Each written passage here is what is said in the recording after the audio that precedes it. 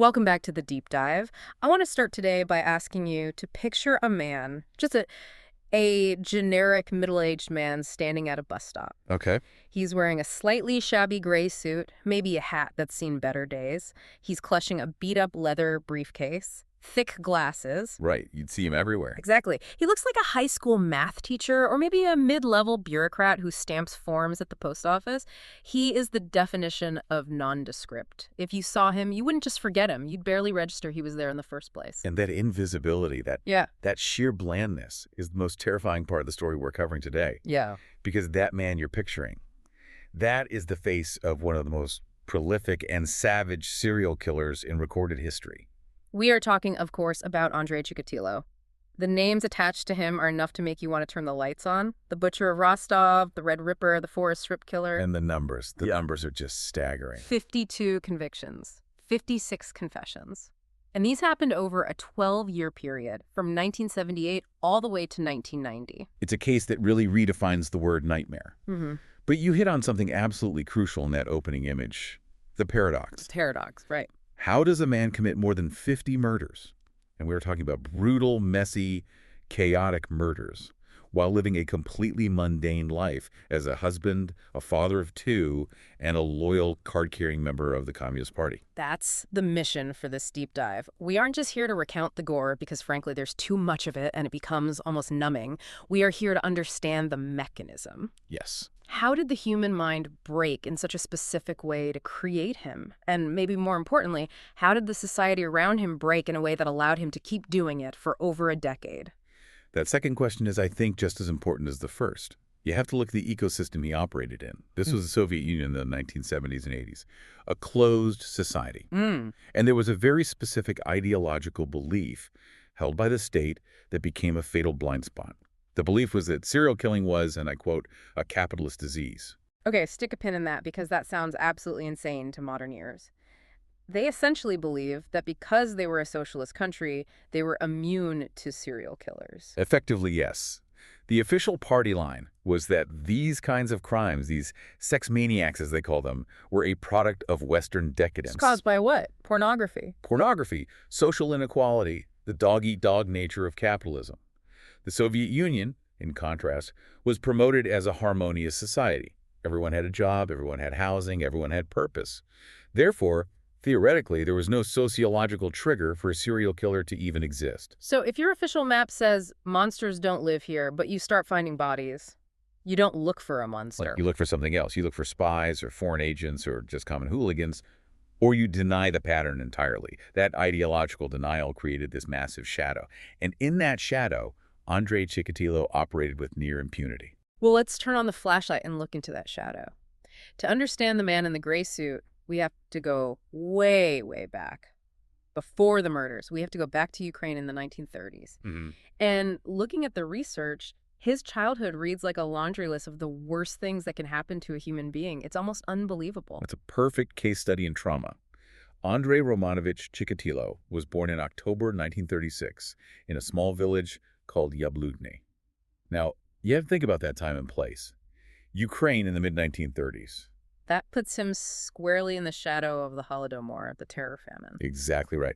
Now, the absolute peak of the Holodomor was 32-33, a few years before he was born. But the devastation lingered for years. The agricultural backbone of the entire region was shattered by Stalin's forced collectivization. So the land was just destroyed. And then, as he's growing up, you have the onset of World War II. Food wasn't just scarce. For many, it was non-existent. Chikatilo claimed later in his life that he didn't taste bread, actual bread, until he was 12 years old. That detail stopped me cold. 12 years old. Think about the developmental impact of that. We're talking about a developing brain, a developing nervous system, completely starved of basic nutrients for the first decade of its existence. It creates a baseline of pure survivalism. When you are that hungry for that long, empathy is a luxury you cannot afford. You're just operating on the lizard brain. Eat or die. His family reportedly survived by eating grass, leaves, and whatever roots they could dig out of the frozen ground. It's unimaginable. But there is a darker psychological scar related to this famine that we need to talk about. The story of his brother, Stepan. This is the part that, as you said earlier, sounds like a grim fairy tale. His mother, Anna, apparently told him he had an older brother named Stepan who was kidnapped and eaten. Eaten by who? By starving neighbors. Mm. That was the story she told him repeatedly. She would use it to terrify Andrei. Don't go out of the yard or they'll eat you just like they ate Stepan. My God. Now, do we know if this actually happened? Because survival cannibalism was a real documented thing in those famines, wasn't it?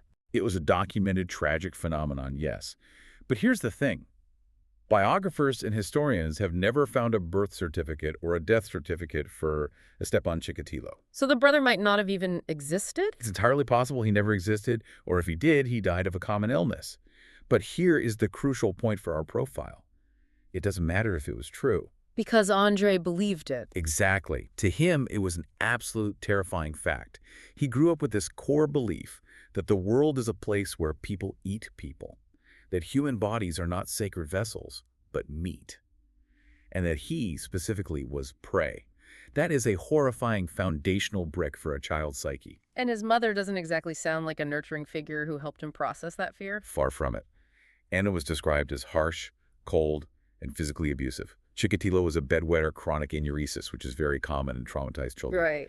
In a one-room hut where they often shared a bed for warmth, this was a major issue. And every single time he wet the bed, she would beat him violently. So the person who is supposed to protect you from the eaters outside is actually the one hurting you inside. It's a total betrayal. A complete betrayal. And then just to add another layer of chaos to this childhood from hell, the Nazis' day. Of course. 1941, Operation Barbarossa. Chikatilo is 5 years old. He witnesses the German army rolling through his village. He sees bombings, fires, mass executions. He recalled hiding in ditches with his mother while their village literally burned around them. His entire worldview was shaped by fire and violence. What about his father? Was he in the picture at all during this? His father, Roman, was conscripted into the Red Army.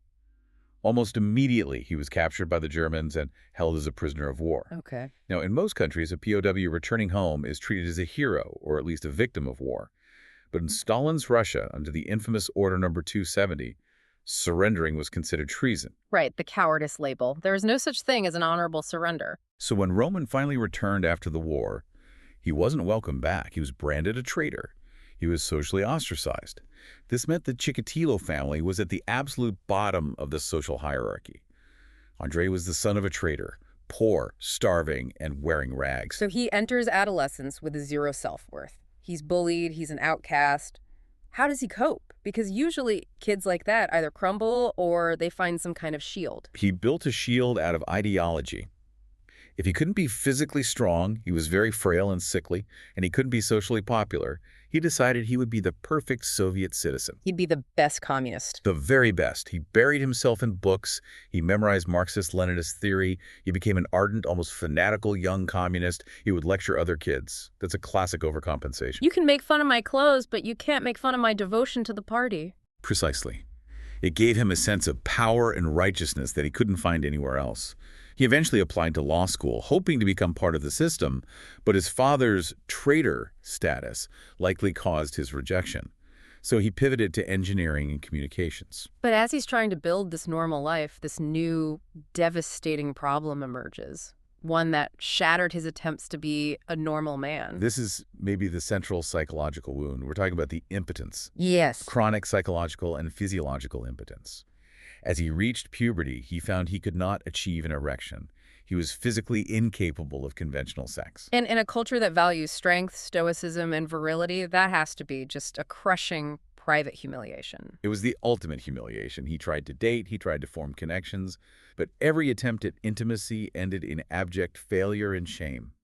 There is a story that a local girl he was infatuated with spread rumors about his condition, mocking him to the entire village. And he tried to kill himself over it. Right, I read that somewhere. He attempted to hang himself. His mother found him and cut him down. But think about the lesson he learns here. Intimacy equals shame. Women are sources of humiliation. And he has no control over his own body. This really feels like the fuse is lit right here. You have rage, shame, and a desperate desire for control. But he doesn't explode yet. He manages to create this mask of sanity. An incredibly effective one. He even gets married, which, given what you just said, is baffling. It is baffling until you look at the mechanics of it. He moves to Rostov-on-Don in the 1960s. His sister, Tatiana, basically plays matchmaker. She introduces him to a woman named Feodosia Odnacheva. And Feodosia, she didn't know about his issues. Not at first, but she found out very, very quickly on their wedding night. However, this was the Soviet Union in the 60s. Divorce was deeply stigmatized. She wanted a family. He wanted the appearance of normalcy. So they came to some kind of arrangement. A very strange clinical arrangement. They had 2 kids, a son and a daughter. How is that possible if he was impotent? Feodosia later testified about this. It was, well, bleak is the word. Chikatilo would achieve ejaculation through masturbation, which was often difficult for him, or other external stimulation, and they would manually insert the semen to ensure conception. That is incredibly bleak. But for him, it worked. He got the props he needed. Look, I have a wife, I have kids, I am a normal man. And he kept building the mask. He got a degree in Russian literature and philology from Rostov University. He became a teacher. A teacher? Yeah. You're putting a man who struggles with dominance and has these deep-seated issues with youth in a classroom. I mean, that just seems like a recipe for disaster. It was a catastrophe from day one. He was a terrible teacher. He had no command of the room. He was awkward, weak. The students, sensing this weakness, just tore him apart. They mocked him, played pranks on him. So he was being bullied again, but this time by children. Exactly. And this is where the behavior starts to shift from weird and isolated to actively criminal. He started acting out. How so? He worked in boarding schools, which gave him constant access to dormitories. He would loiter in the hallways at night. He would watch the children sleep. He would fondle himself under his desk during class. And then the touching started. Groping students. Yes. And here is the first massive, catastrophic failure of the system that allowed him to escalate. In 1973, parents and students complained. He was caught red-handed, groping students. So police, arrest, jail. Nothing. The school administration did not want a scandal. It reflected poorly on the school, on the party, to have a deviant teacher in their ranks. So they simply asked him to resign quietly. Unbelievable. It gets worse. They gave him a positive reference just to get rid of him. They passed the trash. Repeatedly. He moved from school to school, vocational college to vocational college. Every time he crossed the line, he was just shuffled along. This taught him a very, very dangerous lesson. That there are no consequences. None. Yeah. I could do what I want, and the system will protect itself rather than stop me. That impunity. It leads us directly to 1978, the year the dam finally breaks, the year of the first murder. Elena Sakatnova, 9 years old. And this wasn't a crime of opportunity in the woods, was it? This was planned. It was planned in the sense that he had prepared a location. He had secretly purchased a small, run-down shaka-kata in the town of Shapi without telling his wife. It was his private lair. His own little world. On December 22nd, he lured Yelena there. His intent, as far as we can tell, was sexual assault. But, as always, his body failed him. He couldn't perform. And the frustration. The frustration that had been building for 40 years, the famine, the bullying, the impotence, the mocking students, it all just converged in that shack. He went into a frenzy. And he attacks her. He strangled her and stabbed her. And in that moment of extreme violence, as he was stabbing her, he ejaculated. This is the aha moment for him, isn't it? But in the most horrific way possible. It's the moment of complete rewiring. He realized that for him, violence was sex. The stabbing provided the release that normal intercourse never could. He didn't need an erection. He needed blood. He needed total dominance over a dying victim. That discovery changed him from a predator into a monster. But the tragedy of Yelena Zakatnova's death didn't end with her murder. What happened next is honestly one of the most infuriating parts of this entire story, the investigation. The police were under immense pressure. A dead child is a big deal, even in a system that wants to deny crime. They needed to solve it fast. So they grabbed the first likely suspect. They found a man named Alexander Kravchenko. He was a young man with a prior conviction for a sexual crime. He was the usual suspect. Did they have any evidence linking him to this murder? Absolutely none. In fact, he had a solid alibi. He was home with his wife. So how do you charge a man with an alibi? You destroy the alibi. The police brought in Kravchenko's wife. They interrogated her for hours. They likely threatened to charge her as an accomplice or to take her children away. They bullied her until she broke and changed her story. And once the alibi was gone? They went to work on Kravchenko. They beat him. They tortured him until he signed a confession to a crime he didn't commit. And based on that coerced confession, Alexander Kravchenko was sentenced to death and executed by firing squad. An innocent man was killed for Chikatilo's first murder. Yeah, Chikatilo is watching all of this unfold. He knows he killed that girl. He knows Kravchenko didn't. What goes through his mind when he sees the state execute someone else for his crime? It was the ultimate validation. It proved to him that he was smarter than them. It proved that the system didn't care about the truth. It only cared about closing the file. It made him feel invisible. Invincible. It's like the state gave him a permission slip. Go ahead. We're too incompetent or too ideologically committed to stop you. And so the forest strip killings began. Let's talk about that term, forest strip. This relates directly to his modus operandi, which became terrifyingly consistent. By the early 80s, Chikatilo had changed careers again. He was no longer a teacher. He was a supply clerk for a manufacturing firm. This was the perfect cover. Why perfect? His job required him to travel constantly to different factories and suppliers across the entire Rostov Oblast. He was always on a train, always on a bus. He had a legitimate reason to be anywhere and everywhere. He became a drifter with a purpose. Exactly. He would hang around train stations and bus stops and look for the vulnerable. Runaways, children skipping school, women traveling alone, prostitutes, people on the margins. And he used his harmless intellectual persona to lure them. He was brilliant at it. He would offer to show them a shortcut through the woods. He would offer chewing gum, which was a rare, coveted item in the USSR at the time. Really? Chewing gum? Oh, yeah. Or foreign stamps or a ballpoint pen from America. He appealed to their curiosity or their greed, but mostly he relied on the fact that he looked like a harmless grandfather. He didn't look like a threat, so they walk with him into the forest strip. These are the windbreaks between agricultural fields, right? Yes, thick rows of trees planted to stop soil erosion.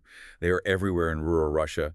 They provided instant privacy just a few hundred yards from civilization. Once they were deep in the trees, he would attack. And the violence. We don't need to be gratuitous, but we need to understand the signature. It wasn't just killing, it was mutilation. It was a frenzy. It was absolute frenzy. Dozens of stab wounds. But there is one specific detail that speaks to his twisted, superstitious mind. He would gouge out the victim's eyes. Why? Why the eyes? Was this just pure sadism? It was fear. Chikatilo believed in a very old, scientifically debunked theory called optography. The idea that the last image a person sees before they die is permanently imprinted on their retina like a photograph. That sounds like something from a Victorian Gothic novel. I mean, Jack the Ripper stuff. It is. But Chikatilo, the man with the university degree in literature, believed that if the police looked into the dead victim's eyes, they would see his face reflected there. So he cut them out. It shows this bizarre clash in his mind between his education and his primitive magical thinking. So bodies start turning up. Mutilated bodies, eyes gouged out, all near train stations and bus stops. Surely someone puts the pieces together. Eventually, yes. The body count became impossible to ignore. This led to the creation of Operation Forest Path. It was a massive undertaking. Major Mikhail Fedosov and a brilliant forensic expert named Viktor Burakov were put in charge. They recognized they were hunting a single predator. But they were hunting with one hand tied behind their back because of the ideology we talked about at the start. Right back to the capital's disease. The higher-ups in Moscow refused to publicize the case. They didn't want to admit a serial killer was operating in the Soviet paradise. This meant the public couldn't be properly warned. So people had no idea this was happening. And the police were looking in all the wrong places. They rounded up the usual suspects, the intellectually disabled, the homeless, known homosexuals who were criminals in the USSR. They were looking for a freak, not a card-carrying party member with a family. But despite all of that, despite all the wrong turns, they actually catch him. In 1984, this is the part that makes you want to just throw your headphones across the room. This is the pivotal tragedy of the entire case. 1984. Chikatilo is at a bus station in Rostov. He's acting weird. He's soliciting women, rubbing up against them. Police arrest him for a minor public order offense. Frauderism, essentially. They search his bag. What's in the briefcase? A kitchen knife with a long blade, a length of rope, and a jar of Vaseline. Come on, that is literally a serial killer starter kit. You couldn't make it more obvious. It's damning. Absolutely damning. How does he even try to explain that? He was quick on his feet. He said the knife was for his work, for cutting rubber gaskets. The rope was for tying packages. The Vaseline. He said he had dry skin or used it for shaving. It was a weak, flimsy excuse, but he stuck to it. But the detectives weren't buying it, right? They must have had a gut feeling. They knew he was their guy. Burakov knew. He fit the description. He traveled to all the murder sites for his job. He was perfect for it. So they decided to rely on science to nail him. They compared his blood type to the semen found on the victims. And this is where we need to get a little technical, because this bit of science is what let a monster walk free. Okay, here's the breakdown. In forensics at the time, they relied on ABO blood typing. The semen found on several victims was type AB. Okay. And Chikatilo, what was his blood type? They drew his blood. He was type A. A does not equal AB. Therefore, the semen isn't his. Therefore, he isn't the killer. Case closed. That was the conclusion.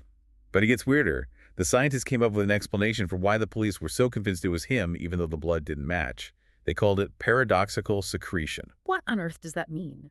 The theory was that a person could have one blood type in their, say, type A, but secrete a different blood type marker, like type AB, in their bodily fluids, like saliva or semen. Is that real? Is that a real medical thing? No, absolutely not. Modern science tells us that is not how it works.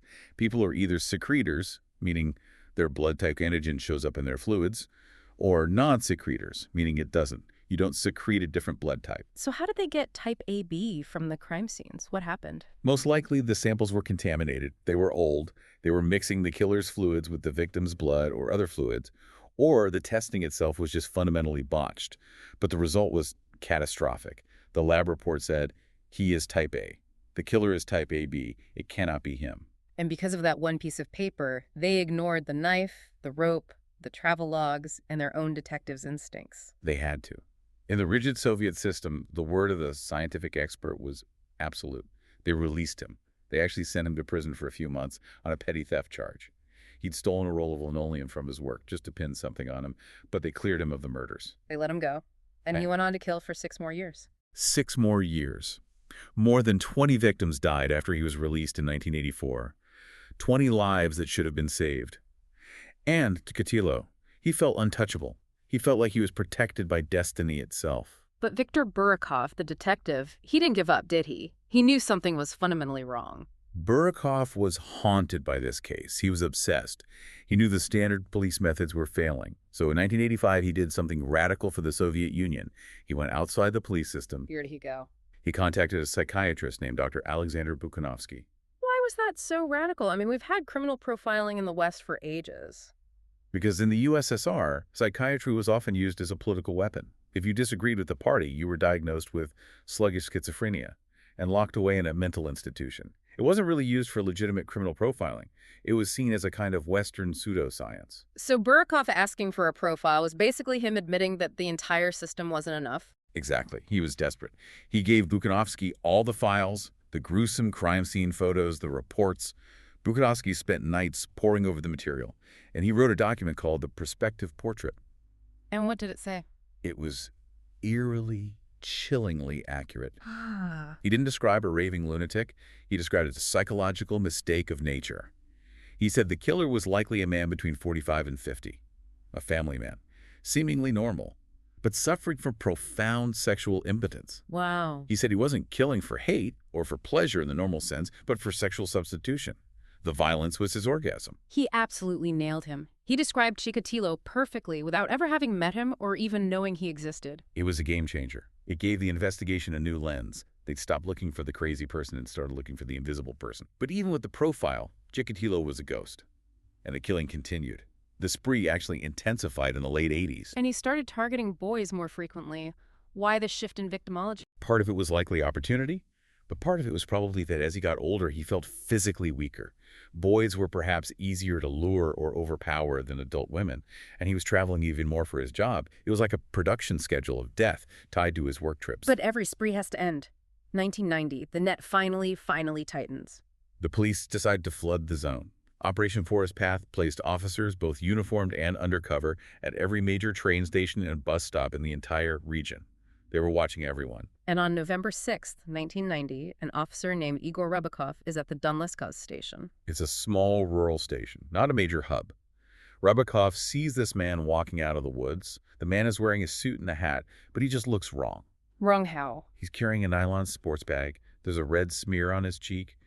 It could be anything, but it looks like blood. Rybakov stops him. "Comrade, can I see your papers?" The man hands over his ID. Andrei Chikatilo. And Rybakov asks him what he was doing in the woods, dressed like that. Chikatilo gives a strange answer. He says, "I'm picking mushrooms." In November. In a suit. Rybakov is not an idiot. He knows there are no mushrooms in November. And then he notices Chikatilo's finger. It's wrapped in a rag, crudely bandaged. It looks like a fresh wound. Does he arrest him right then and there? No. Being weird in the woods with a bad mushroom story isn't a crime, unfortunately. He has no grounds for arrest, so he hands the ID back. But, and this is the single moment that changes history, Rybakov writes a report. He documents the stop. Stopped Andrei Chikatilo. Suspicious behavior, finger bandaged. He filed it. And a few days later, They find the body of Svetlana Karostik in those same woods. The investigators check the station logs. They see Rybakov's report. They run the name Chikatilo, and the computer, or more likely the card catalog, lights up. We arrested this guy in 1984. He was the suspect with the knife and the rope. the bells go off everywhere. They realize they let him slip through their fingers once. They're not going to do it again. They put him under 24-hour surveillance. They watch him move through the city. They see him acting predatory, approaching boys at bus stops, trying to lure them away. They see him buying beer and trying to get children to drink with him. They have enough. November 20, 1990. He leaves the cafe. He's walking toward a beer stall. The Alpha team, the elite unit, moves in. They grab him. They shove him into a Volga police car. The Red Ripper is finally in custody. But arresting him is one thing, convicting him is another. Remember, they still have that wrong blood test from 1984 hanging over their heads like a guillotine. Exactly. And they didn't have DNA testing readily available yet, not like today. They had a lot of circumstantial evidence. The knife, again. The rope, again. But the real smoking gun was that finger. The bandaged finger that Officer Rybakov saw, what happened to it? During a struggle with one of his last victims, a 16-year-old boy named Viktor Tishchenko, Viktor had fought back fiercely. He'd bitten Chikatilo's finger down to the bone. It was a vicious defensive wound. When the police arrested Chikatilo and stripped him, they found the healing wound. It was a direct physical link to a victim who had fought for his life. That is heroic. Viktor Tishchenko, in his last moments, essentially marked his own killer for the police. He did. But Chikatilo was tough. He was a practiced liar. He sat in the interrogation room with Isa Kostoyev, the lead investigator, and he said nothing. Or he rambled on about being a good communist, a grandfather. He played the victim. And the clock is ticking. In the Soviet legal system, you can't just hold a suspect forever without a charge. 10 days. They had 10 days to get a confession or charge him with what they had. Without a confession, the case was shaky because of the blood type confusion from '84. Kostoyev tried everything. He played good cop, bad cop. He showed him the photos of the victims. Chikatilo just stared at the wall. Day 8, day 9, they must be getting desperate. They are.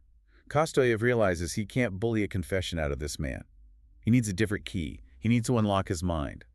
So he calls Dr. Buchanovsky. The profiler, the psychiatrist. Buchanovsky walks into the room. It's a small, drab interrogation room. He sits down across from the monster. But he doesn't treat him like a monster. He treats him like a patient. What does he say to him? He essentially reads the profile to him, out loud. He says, Andrei, I know you. I know you aren't a wolf or a beast. You are a man in pain. I know about the impotence. I know about the shame. I know that you are a mistake of nature and that you suffer immensely because of it. He empathized with him. He didn't condemn him. He validated his internal pain. It was the perfect key. Chikatilo had spent 50 years feeling like a broken, misunderstood thing that nobody could possibly comprehend. Suddenly, here was a man of science looking him in the eye and saying, I understand you. Chikatilo just broke. He started to weep. He looked up and said the words, I am that person. And the floodgates just open? Completely. He confessed to everything, and I mean everything. He talked for days on end. He filled volumes with details. He drew sketches of where the bodies were buried. He corrected the police on details they had wrong in their own files. And he confessed to the cannibalism, to the blood drinking. Yes, he admitted that he would chew on the tongues of victims. He admitted to drinking their blood. He claimed it gave him energy.